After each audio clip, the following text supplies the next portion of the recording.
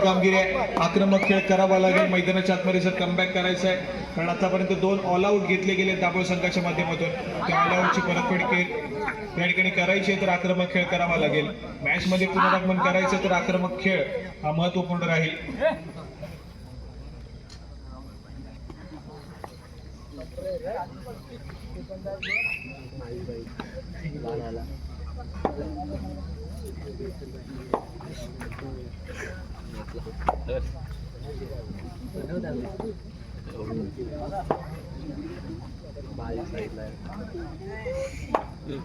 Same आई side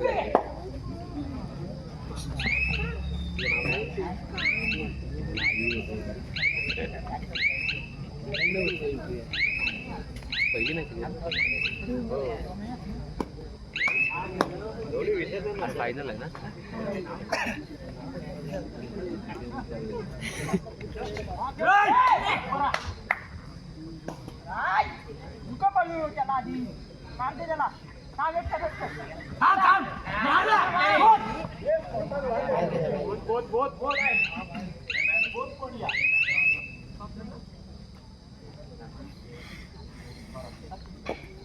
चला या ठिकाणी पुन्हा एकदा दोन्ही संघाच्या खात्यामध्ये एका गुणाची भर पडेल.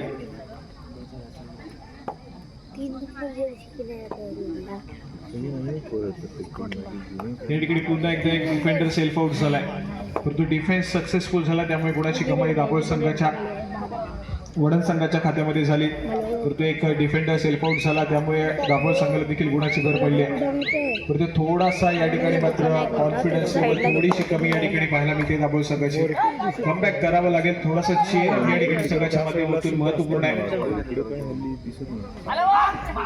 रनिंग हँड टच या ठिकाणी पाहायला मिळतो. वेगावरती स्वार झालाय आणि एक सक्सेसफुल रनिंग हँड टच सार्थक या खेळाडूच्या माध्यमातून दाभोळ संघासाठी. या ठिकाणी थर्ड रेड. आज जास्तीत जास्त तिसऱ्या चढाईसाठी आक्रमण करण्यासाठी पाचारणी केले जाते सार्थक या खेळाडूला. तिसरी चढाई या ठिकाणी पाहतोय आपण. सक्सेसफुल कामगिरी पुन्हा एकदा मल्टी पॉइंट रेड मैदानाच्या आतमध्ये सार्थक कदम या खेळाडूच्या माध्यमातून. ज्या पद्धतीने सलग 2 वर्ष रत्नागिरी जिल्ह्याचं प्रतिनिधित्व करतोय, जो काही अनुभव त्याच्याकडे, तो अनुभव या ठिकाणी मात्र सातत्याने दाखवताना पाहायला मिळतोय. आणि या अनुभवाच्या जोरावरती back to back third raid या ठिकाणी आतापर्यंत सक्सेसफुल झाल्या. त्या मात्र सार्थक कदम या खेळाडूच्या.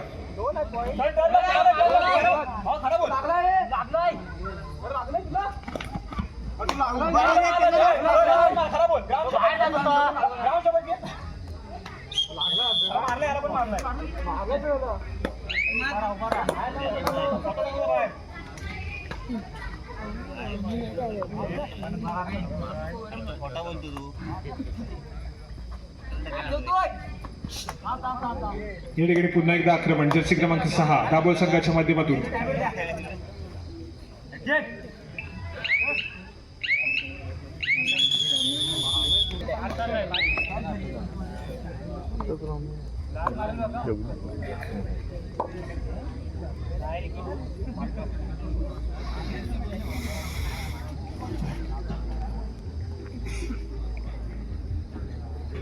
या ठिकाणी थोडासा शांत संयमी खेळ.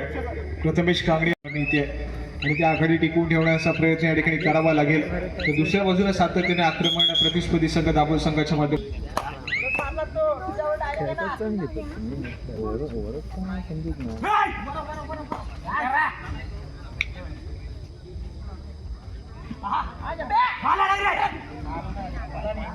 या ठिकाणी पुन्हा एकदा रनिंग हँड टच सक्सेसफुल.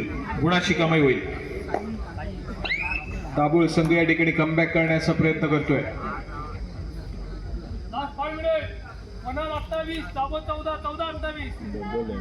सामना संपायला शेवटची 5 मिनिटे. गुणफलक ऐकूयात. 28 या गुणसंख्येवरती वणंदचा संघ आहे, 14 या गुणसंख्येवरती दाभोळचा संघ या ठिकाणी पाहायला मिळतोय. महत्वपूर्ण सामना. पहिल्या सत्रामध्ये असं वाटलं होतं कुठेतरी एकतर्फी विजय मिळेल, परंतु दुसऱ्या सत्रामध्ये कमबॅक करण्याचा प्रयत्न दाभोळ संघाने केला आहे. थोडासा आक्रमक खेळ या ठिकाणी पाहायला मिळतोय. परंतु चालू सामना संपताच यानंतर लगेचच पहिल्या फेरीतील दुसरा सामना श्री सीमामाता सालदुरे आणि त्यांच्या विरोधामध्ये दुर्गादेवी मुरुड दोन्ही संघांना खेळण्याच्या दृष्टीने या ठिकाणी तिसरा आणि अंतिम पुकार या ठिकाणी दिला जातोय. मैदानावरील सामना संपताच आपण त्वरितच क्रीडांगणाचा ताबा घ्यायचा आहे. श्री सीमामाता सालदुरे दुर्गादेवी मुरुड.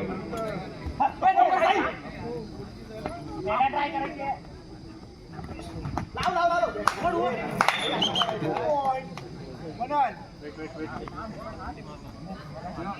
या ठिकाणी पुन्हा एकदा मल्टी पॉइंट रेड, पुन्हा एकदा 2 गुणाची कमाई. सामना संपायला शेवटची 4 मिनिटे.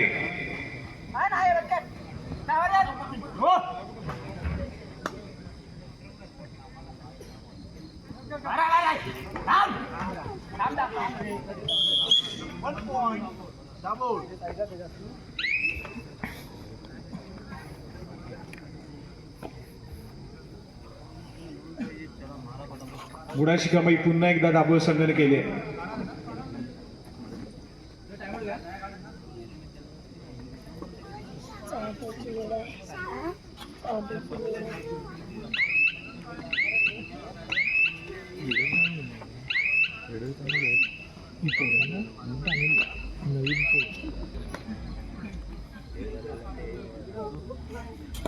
या ठिकाणी चेंजेस पाहायला मिळते दोन्ही संघाच्या माध्यमातून. बेंचवरती सामना संपायला शेवटची 3 मिनिटे.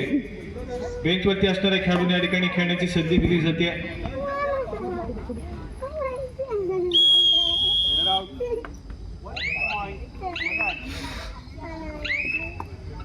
पण सामना या ठिकाणी आपण पाहतोय तर कुठेतरी झुकत चाललाय शिवसाई वडण संघाच्या बाजूला.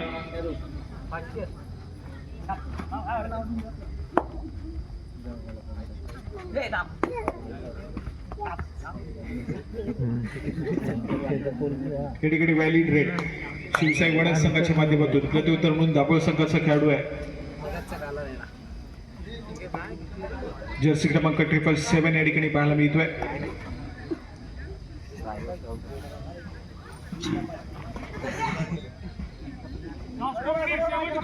सामना संपायला शेवटची 2 मिनिटे.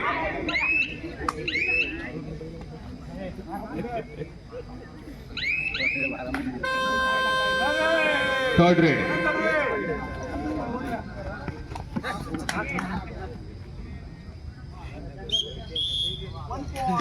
गुणाची कमाई पुन्हा एकदा शिवसाई वडण.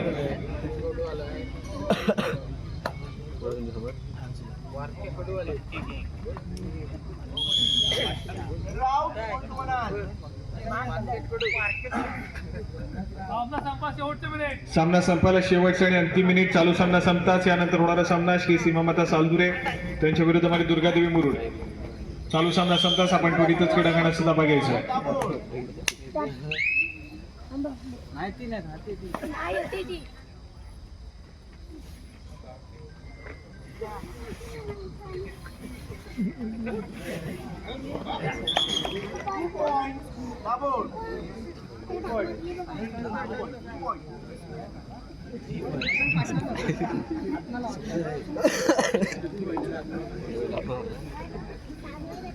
सामन्यामध्ये औपचारिकता या ठिकाणी पाहायला मिळते.